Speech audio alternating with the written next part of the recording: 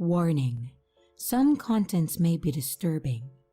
Viewer discretion is advised.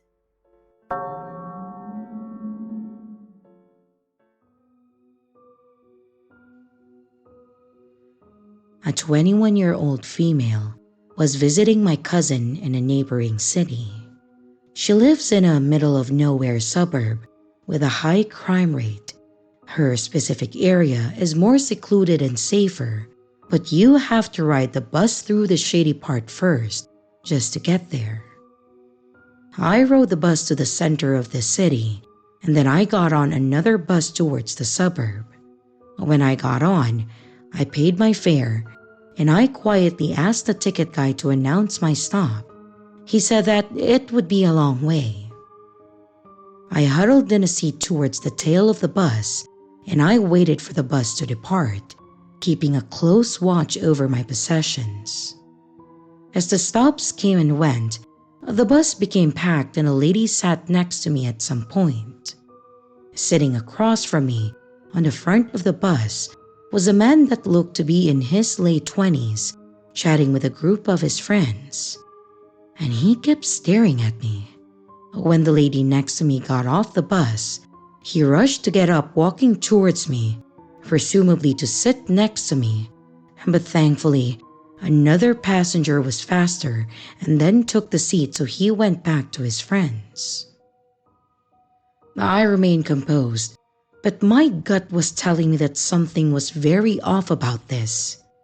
In that moment, the ticket guy, who was handing out tickets to the new passengers, loudly tells me that my stop is in 2 stops. I see the creep look at the ticket guy, then at me, and then exchange a look with his friends. We had reached the middle of the nowhere part of the suburb, where the stops were literally in the middle of nowhere, with a few sparse buildings and absolutely no people on the street. And it had started to get dark. At this point, I was aware that I needed to think fast, and think fast I did. The bus came to a stop and the doors opened, and I waited until the last moment. I got up and I made my way towards the doors at the end of the bus. The guy jolted up from his seat and hurried his way to the other door, which was in the middle of the bus and closest to him. He walked out right before the doors closed, but I remained inside. When he realized that I didn't get off, he started following the bus. I still wasn't safe because he knew that my stop was next. So I then talked to the ticket guy and the driver, and God bless their hearts, they kept watch over me. They let me ride the bus to the end of the line and back, and my cousin's family waited for me at the bus stop on the way back.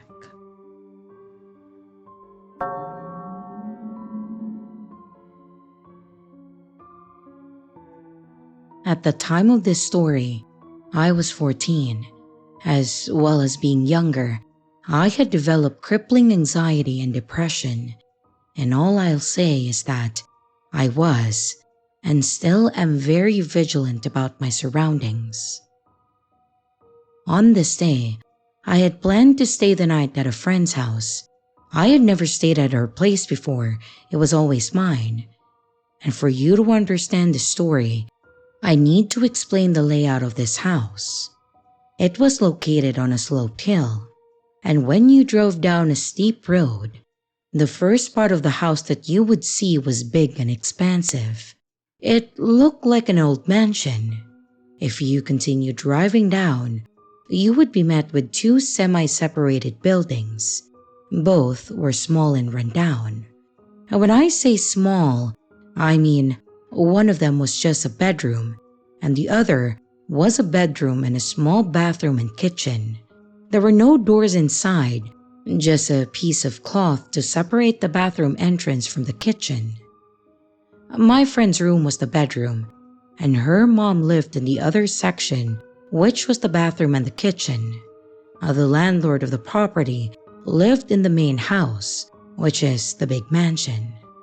It was located in the middle of the woods, and when I say that, I don't mean it lightly.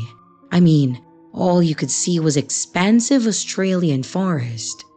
Australian rainforests are incredibly dense, and if you tried to walk through, you would most likely receive some type of bite, whether that be a spider, an ant, a leech, and etc. I'll cut to the first thing that happened. Me and my friend had walked into her mom's flat. I don't remember why, I forgot why. I think we were either hungry or I was asking how to get reception, because there was none. And then we called out for her mom. She was in the bathroom, and as we walked past the small window, I heard a, "Yeah?" coming from outside. I turned to my friend, and then she looked at me the same way I was. We were so confused. If her mom was in the bathroom that was right in front of us, why did we hear a male voice coming from right outside? We brushed this off as to not scare ourselves, and then we continued having fun in my friend's room. For a little more context, the landlord used half of her room as storage and blocked off the back section of the room with a tall shelf and a divider. There was a huge glass sliding door at the front of her room, and in the blocked off back section, there was another door. You couldn't get to that door unless you squeezed through a section outside. Now, I'm skipping forward a little to nighttime. Me and my friend had to go to the bathroom, so we slinked out of her room and then walked to her mom's flat. Her mom was fast asleep, so we used the bathroom as quietly as possible and then we exited. As we were making the small walk back to my friend's room, we saw something out in the woods. A pair of eyes, looking directly at us from behind a tree. We panicked and froze. I pulled out my phone and I took a photo before we sprinted back into her room, locking the glass door behind us and drawing the curtains. It's not a reach to say that we were already freaking out. We looked at the photo, and sure enough, when I brightened the image, there was what looked to be a man staring at us from the dark woods. We were extremely scared, but I called my mom, who was about an hour away, and she just dismissed us. Sure, after that we were still scared, but it was a little comforting. After a while, we relaxed and chalked it up to our imagination playing tricks on us. We pulled out my laptop, and then we put on a movie. I don't remember which movie, but it was some cheesy rom-com. Maybe 20 to 30 minutes into the movie, we froze and paused it. Footsteps. Footsteps crunching on the dry leaves right outside her room. We listened in horror as the footsteps moved through the tight alley that led to the back door. We both moved slowly, standing on the bed to look over the room divider. And our eyes were locked on the back door. And after a moment of complete silence, it turned. The doorknob wiggled slowly before it became faster. The door couldn't be opened as it was jammed against objects that were in storage. And then it stopped. No more noise. But we were crying and we were holding each other in our arms, trying to stay as quiet as possible. Then the footsteps slowly crunched off the leaves in the opposite direction, back to the front of her room. We both didn't hesitate now, and I reached for my phone and we called the police. And after trying to explain the situation to the operator on the other end, she told us that a unit was being dispatched and that we should stay where we were. Then, as we were still crying and hyperventilating, we heard a phone ringing. It sounded like an old landline phone, one with a harsh and loud beeping. It was coming from the landlord's mansion. We waited silently, listening to the drawn-out ringing of his phone. And after what felt like at least 2 minutes, it stopped. And then we heard his voice as he talked to the operator. At this time, we both noticed another thing. Fingerprints on our window. These windows were slated glass that you can open up with a lever. Whoever left these prints reached up, cupped their hand around to the top of the glass, and then dragged their fingers on the dust. It wasn't there before. Soon, the landlord walked to her mother's unit and told her that the police called him. He seemed extremely upset and told her that he made sure that they didn't send a unit. Her mother came to her room and we explained the situation. And both the landlord and her mother didn't seem to be bothered by the fact that a man just tried to enter our room. I couldn't stay the night, and neither could my friend. We were too scared to spend another minute there, and I called my mom and she came to get us at about 11 p.m. to 12. We dropped my friend back the next day, and when we got there, her mother told us something that I don't think I can pass up as a coincidence. The night it happened, it was raining, and there was strong wind around, but nothing strong enough to do this. Next to her mother's unit, she had a pole that held beads and fairy lights. And during the night, right after me and her were picked up, it had been knocked down. Keep in mind that this pole was literally embedded into the cement and then tied to the other items with zip ties. There was no way that that could have been the wind. That pole was sturdy. I still am unsure of an explanation to all of this. It may have been her landlord, but I'm not too sure. It could have been also her ex-stepfather who was pretty insane. But either way, to the man or whoever this was who tried to break into our room, please, let's never meet again.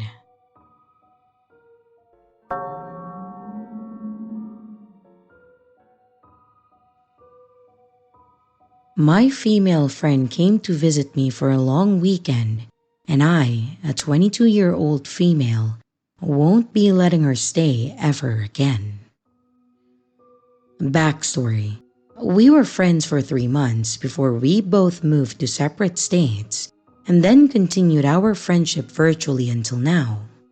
It has been a healthy friendship with open communication.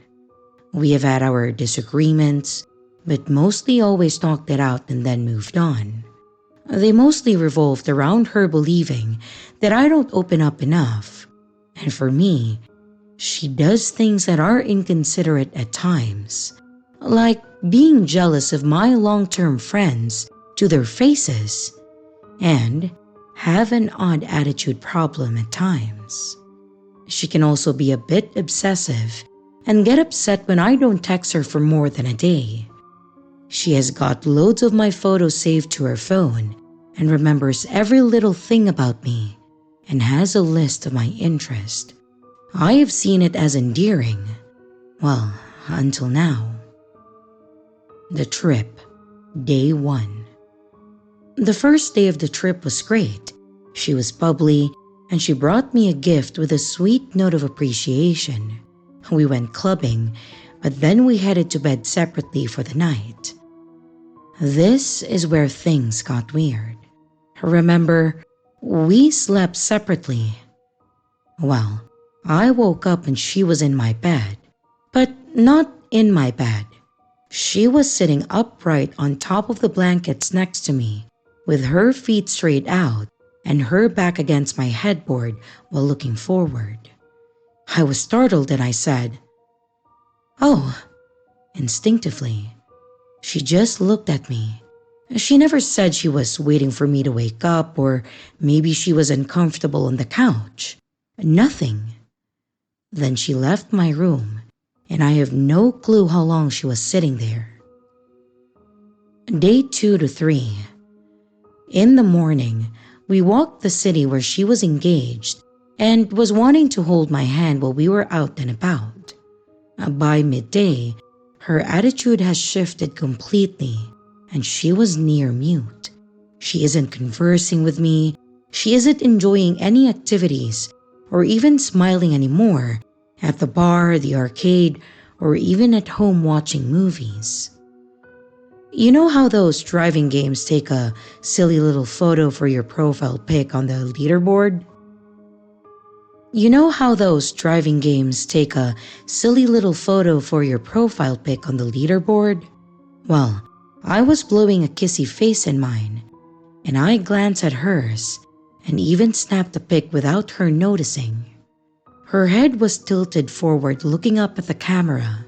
She was blank-faced, and you can mostly see the whites of her eyes. It was like the film poster of a horror film.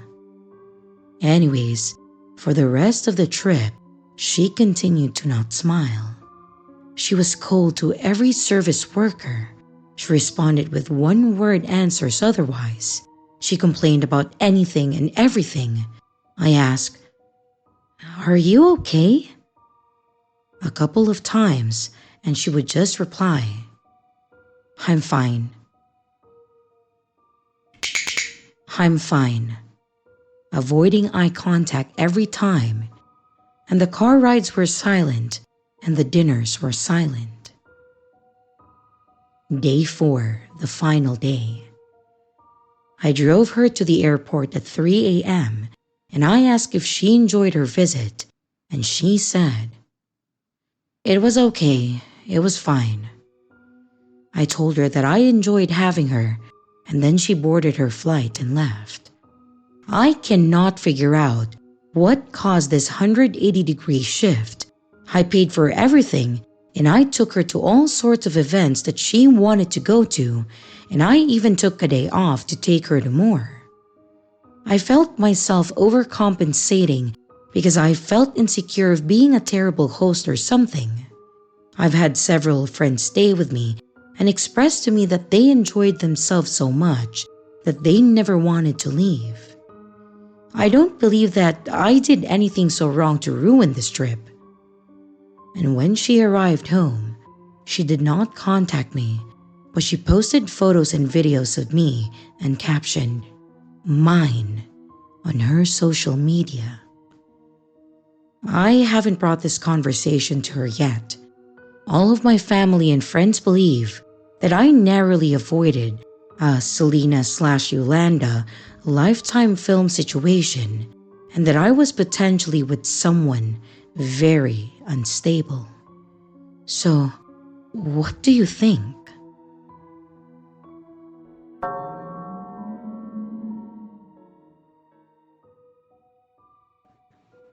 I'm a 23-year-old female staying with my friend who is also 23 and female for a couple of weeks in the town that I grew up in.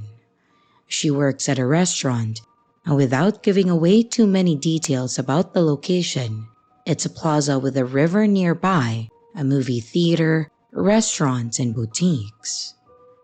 We entered through the parking garage, which has 3 stories, both elevators and stairs in it, and this will be important later. She had a 6-hour shift that day, so I decided to do some shopping, listen to music, and walking around before eating at the restaurant that my friend works at. I was sitting at the bar on the corner alone, just listening to music. A bigger man approached me. He had a security guard beanie on that was incredibly dirty and tattered up. He was muttering, and his eyes were barely open. And what I got from his muttering was, I like your... Is anyone sitting?" But keep in mind that it was incredibly muttered. I'm just guessing what he was trying to say. All of this was said while he was switching back and forth between looking into my eyes and then staring at my chest. I told him multiple times that I couldn't understand what he said. After a bit of back and forth, I put the headphones back around my neck and then he left me alone. I told my friend about what happened immediately. I tried to shake it off, hoping that it was an isolated incident. But if this is where the story ended, I wouldn't be writing this, unfortunately. About an hour later or so, I see someone approach the bar to my left out of the corner of my eye. I felt their eyes on me. I didn't look, but somehow I knew that it was him. My heart started beating really fast, and I texted my friend and I told her that I felt really sketched out I wanted to believe that I was misreading things and I was just letting anxiety get the best of me, but I couldn't shake the feeling. 30 minutes or so later, she gets off, and as we walk towards the parking garage stairs to get to our car, I saw him sitting on a bench, waiting for me. The benches aren't super close to the elevators, they're closer to the restaurant if anything, and the second that I spotted him, my blood ran cold. He saw us walking towards the stairs to the parking garage and then started running towards us. I was face to face with him by the time that we got to the top of the stairs. We booked it back to the restaurant and then used the employee elevator to get to our car. We also had an employee escort us to the car as well. The employee told us that there are a lot of cases of homeless people who walk around the restaurants, so I presume that he was homeless and just walking in and out of the restaurants until he saw me. I'm incredibly thankful that I trusted my gut and that I saw him. I don't know what would have happened to us if I didn't see him at first, but I don't want to find out. So to this stranger, let's not meet.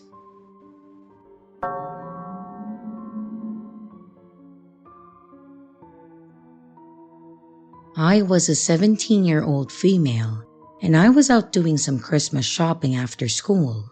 So, it was dark by the time that I decided to stop by one of my favorite sushi places, which is near a grocery store and other shops all close to my home. The sushi place is right next to a boba shop, and I peeked in to try to see if a friend of mine was working, so I could say hi. But I didn't see them, so I just turned around and I see this guy standing there trying to get my attention. "Miss, excuse me." I just stare at him for a second, unsure if I should really be talking to this stranger, before he asks if I have any spare cash for him to buy a drink. I tell him, "Oh, I don't have cash on me, sorry." And he says that it's okay, and I walk into the sushi place. While I wait for my food, I wonder if I should have just offered to buy him a drink, because I'm the type of person who loves to help people, and I just feel bad ignoring those in need. I get my food, and I'm literally about to exit the store when the guy from earlier walks in, and he stops by the door. He's asking the cashier if he knows how he could get help because he thinks his car got stolen and that he was from a neighboring city. I pause, because again, I felt bad for not helping him earlier and I was curious. I buy him a drink this time, even offered to buy food. I showed him the menu and he glanced at it, then asked for fried rice, which wasn't on the menu, but I was like, okay, and I just bought him the drink. He then tells me thanks and asks if I know anything about this car, then randomly asks me if I know where a cold stone is. At this point, I'm thinking, if I were either homeless or got my car stolen, Cold Stone is the last place I'd want to be. But I explained to him that it's not within walking distance, and he's like, "Oh," and asked me if I would be able to show him the way and maybe give him a ride there. He pulls out cash from his hoodie pocket saying, "I could pay you back, $10 for the ride and the drink." And now I'm thinking, you had money and you let me buy you a drink? Why the hell would I give you a ride? I need to leave. So I say no, and that the drink was my treat, that I hope his situation gets figured out. I leave the sushi place and he exits too and starts walking behind or beside me. I get scared and I decide not to walk back to my car. Instead, I speed walk into a Rite Aid. I turn into an aisle and I see that he's still following me. He says, Miss? A lady, excuse me. I finally turned around and asked if he needs anything else. You were gonna give me a ride? No, I can't. And he answers, Oh, okay, sorry. And he then walks away. I pace around at the back corner of the store for a while, terrified if he's still in the store or waiting for me outside. And by the way, my phone had died, so I left it in my car. In the store, I see a dad with his daughter, looked like a middle schooler, and then I go up to them. I finally start crying, and I say that there was a man talking to me, and if they could please walk me back to my car. The dad asks where I parked, and then he agrees, and a few minutes later we leave. I'm still in tears, poorly explaining my situation, and I point out my car as we approach. The dad says, Okay, we'll wait here until you leave. Make sure to check your back seat. I do, and I even check my trunk because I'm so paranoid. I thank them over and over before driving off, and I just sobbed the whole way home because I don't know what exactly was going on with that man or why he wanted to go to my car. I get more scared thinking of the fact that I'm a 5-foot girl who probably couldn't defend herself well if it came down to it. Maybe it was a misunderstanding, but what business did a grown man have asking a teenage girl for a ride? I was genuinely terrified. Yes, I shouldn't have been out so late, and I should have had my phone on me, and I should have ignored that guy. Sorry for being a girl who just wanted sushi at night and to help someone who looked like they needed it. It's hard to trust people, clearly, but I am happy to be safe at home now. Although, I will definitely feel uncomfortable shopping there or eating sushi again, which is unfortunate because I frequently do both.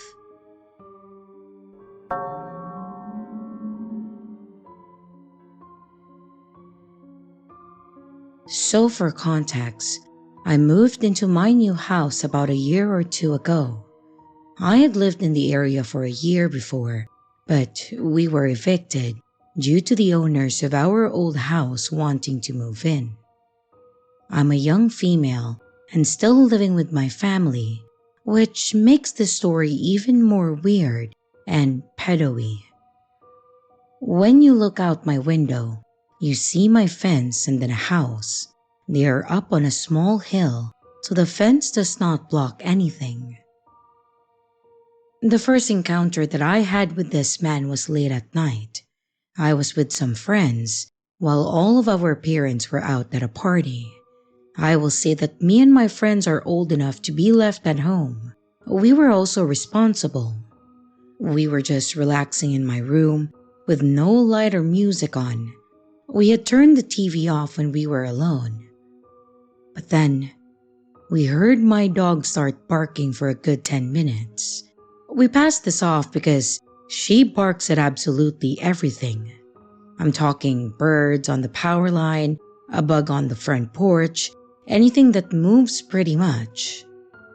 But then, we started hearing weirder noises like crunching, circling the perimeter of my room, and then scratching on the walls. I kid you not, the moment we started getting scared, the loudest bangs that I have ever heard start pounding on my glass sliding door. Me and the 3 others run out of my room to go look at what in the world could be making this much noise. We were greeted by an aggressive dog, and this dog was up on the glass pounding on the door. My dog was scared. She usually doesn't do this, but she backed away behind me into my room with all of her fur up. But then we see it. A man, dressed in all black, standing at the door. We were all standing perfectly still, but I guess my friend's flight response went off, and just as he jumped to lock the door, The man reached for it too. My friend yelled, "What are you doing here, and who are you?" And he responded with a simple, "I don't know," and walked off with his dog who was on a leash. When our parents got back, we told them about him, and they asked us why we didn't call them. And truthfully, I know we should have, but I didn't want to ruin my mom's birthday party, and I have learned from this. 2 days later, my mom confronted our neighbor who was mowing the lawn, and he said that it was in fact him and that his dog had a run into our gate, and he got the dog back. He said he meant to come and talk to her earlier about it, but didn't. I thought it was a normal story until I thought back to that night. The gate that his dog supposedly ran through had a tough glass that was shut on that night. We have it there so our dog can't get out, and so nothing can come in. But you can open it by hand, meaning that this man opened the gate and then let himself and his dog in.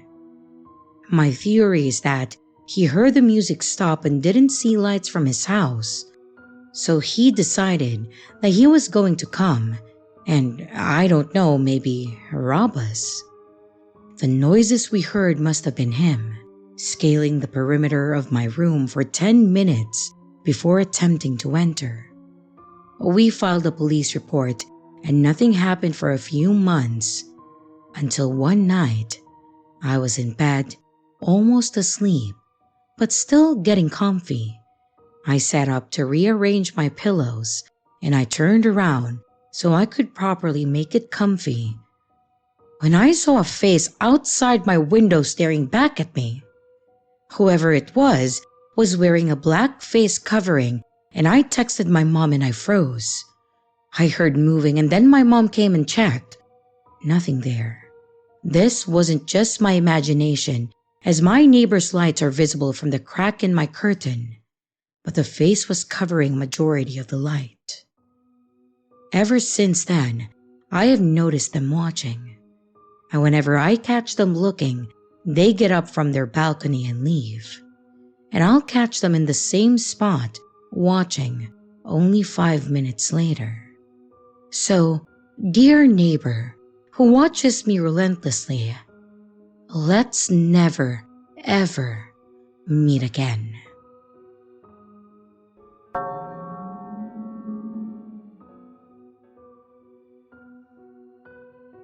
My sister and I have always loved to get together and go thrifting or yard sale shopping. It wasn't just shopping and getting new stuff for us, but we love finding old treasures that once held many memories for others. We love finding antiques and other items and learning more about the said items. We loved hearing from the previous owners when possible, and we honestly thought about starting a vlog with our finds in those stories. But this story isn't about one of those stories, unfortunately. This is a story of something we experienced on one of our shopping trips. This took place in 2019 in about mid-May. I remember because her daughter was in her last week of school when this happened, and we talked about how she would be with us after that week if we went. I adored my niece, so I was absolutely okay with this too, and I was excited to spend more time with her. I drove to her place, and we took her car and started around her area and then slowly branched out. We were probably about an hour into our trip when we came across a community yard sale. If you aren't aware, community or neighborhood sales are when a lot of people within the same neighborhood have a yard sale on the same days. It's a lot of fun and convenient for people like us who like to hit up a lot of different houses in one run. We could park our car on one side of the road, take our little wagon, and then walk around the block before making our way back to our car. We actually had gone through most of the neighborhood and then scored some good finds. but we were starting to get tired. We lived in the Midwest and it had been very humid, so we started taking the car to each home so we had less walking to do. We then pulled up to the next home with high hopes because of what we could see from my car. They had a lot of books, paintings, and toys, and we personally like obscure paintings to keep for ourselves. We found our share of valuable books and even items left behind in those books, such as pictures, some postcards, and newspaper clippings. And lastly, the toys. We've found a lot of ones that were never opened, as well as ones that were, but in great condition. We sold many on eBay for a lot more than we bought it for, and priced many more that we've kept. As we got out and then walked around, we made our way to the toys since there were so many. The owners must have had a little girl, because there were a lot of girl-oriented toys. There was a dollhouse, a tub full of old Barbies, a kitchenette, and a play makeup set and other similar items. But then my sister gasped as she made eye contact with one item. It was part of a set for these toys that we collected as a child. As some of you may be familiar with them, they were called pound puppies. The set we saw was the old van that folded out and collapsed flat to be a play area for the little pups. You could also store some of them in it. I remember us both wanting to get this as a kid, but we never did. No hate on our parents. There were a lot of us kids, and knowing how expensive toys are now, I get it. But now we were reliving our childhood. She still had all of her pound puppies, as she had many on a shelf, and even more in a container in her basement. She could never part with them, and she was hoping to share them with her daughter. We were looking it over and discussing it when a man approached us and asked if we were familiar with the item. My sister, Ellie, turned her excitement to him and then started telling him all about how this van was always on our Christmas or birthday list. He explained that our assumption was pretty much right. The toy belonged to his wife, who then tried to give it to her daughter, but she hardly played with it, so she just wanted to get rid of it at this point. The tag said $10, so this was definitely coming home with us. As Ellie was fishing out the bells from her fanny pack, I grabbed our latest find, and then I walked it to the car. Ellie was still talking to the guy when I walked back, and as I got there, he mentioned to us that she had a whole collection of the little puppies in their spare bedroom, but they didn't have the time or space to bring it down yet. He asked us if we were interested and we could check it out too.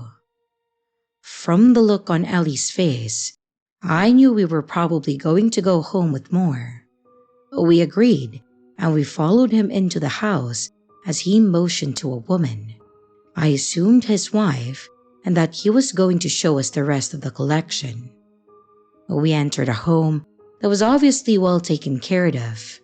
It had a very nice rustic look to it, and you could also tell a kid and a dog lived there, based on the toy chest in the corner of the living room and the dog bed next to the TV.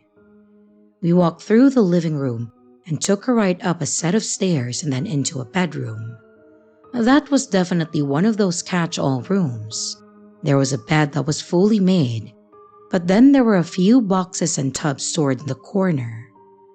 The closet doors were open and only had a few items that were wrapped in plastic sitting in them. The man then pushed the clothes to the side and pulled out a plastic container that probably stood about 3 feet tall.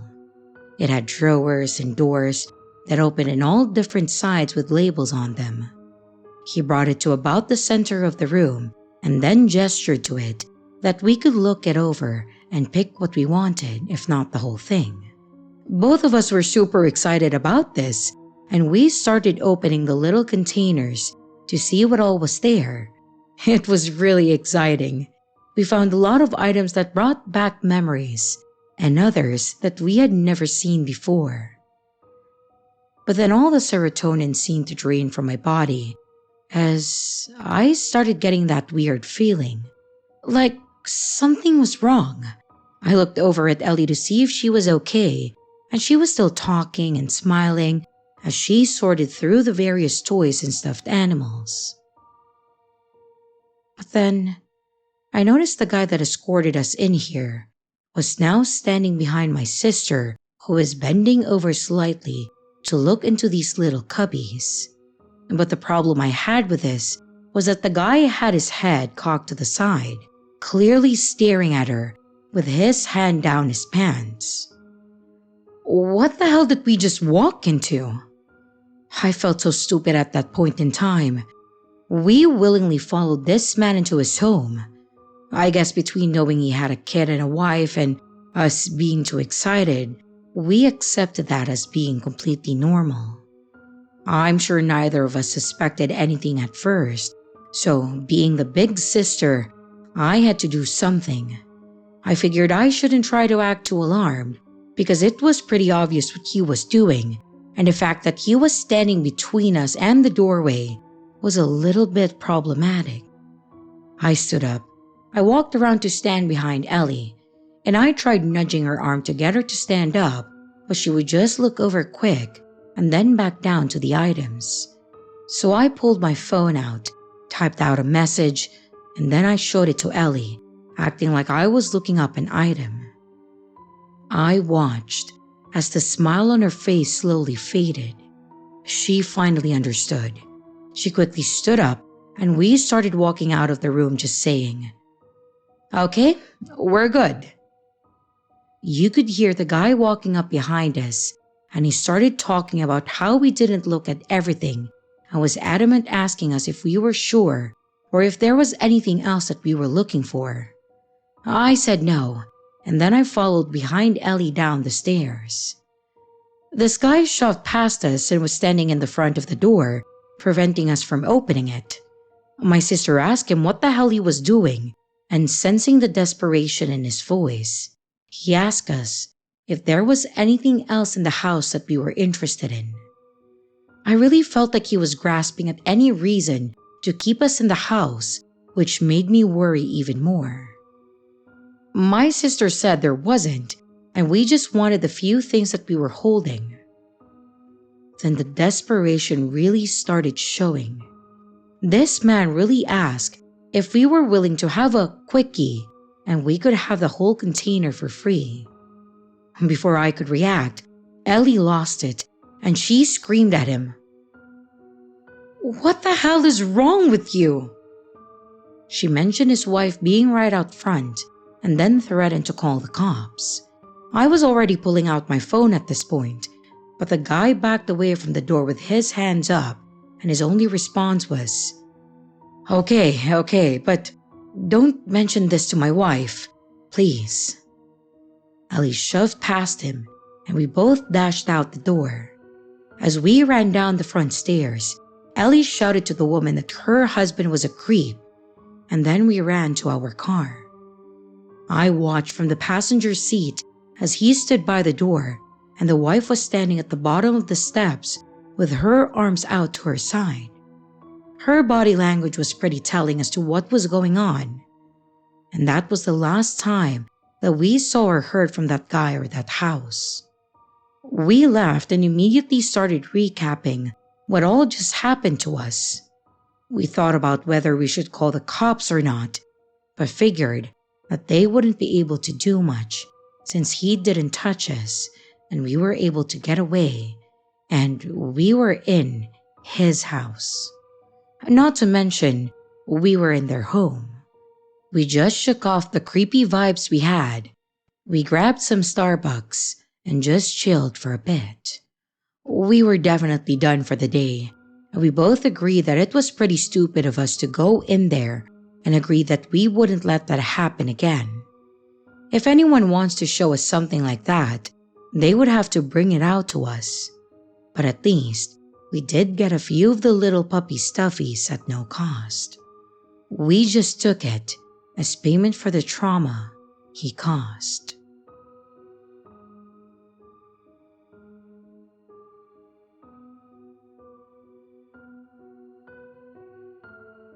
And here's the riddle for this video.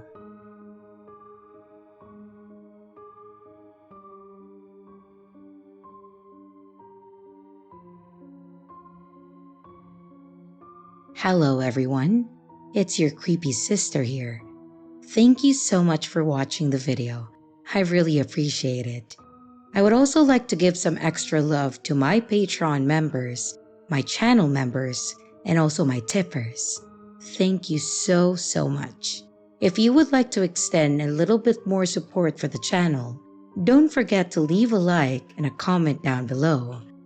If you would like to become a Patreon member, a channel member, a tipper, or even to buy merch, check out the links in the description below.